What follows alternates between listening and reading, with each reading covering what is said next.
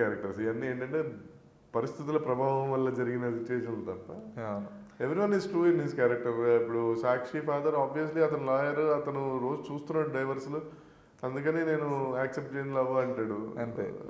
ఆయనకంటే స్పెసిఫిక్ ఇలాగ అజెండాలో ఏమి ఉండదు అతనికి అంతే. Because he's into that profession, he's watching everyone.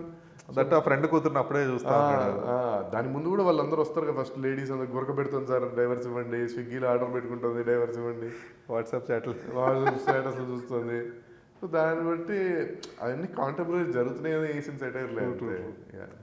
లేదు ఇంకోటి నీ సినిమాలో ఎప్పుడు కూడా అంటే ఈవెన్ ఫస్ట్ వివాహ భోజనం నుంచి కూడా ఫ్యామిలీ ఎమోషన్స్కి మంచి పెద్ద పెట్టేస్తారు.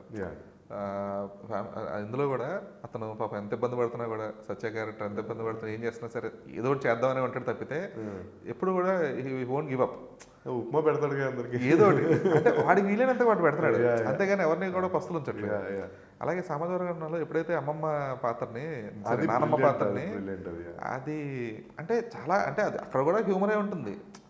అక్కడ కూడా అది యాక్చువల్గా ఐడియా ఇట్లా చెప్పగానే వీళ్ళు వచ్చి బాను అది డైలాగ్ అది అనగానే నేను వెరీ హ్యాపీ ఫీల్ అయ్యాను. Because I have I grand mother and I had, but అప్పుడు సేమ్ సిచ్యువేషన్ ఉండింది. సిచ్యువేషన్ అంటే అలా అని కాదు, బట్ అదే నాకు నాన్న ముందు సేమ్ ఆవిడకి 4 పిల్లలు ఉన్నారు,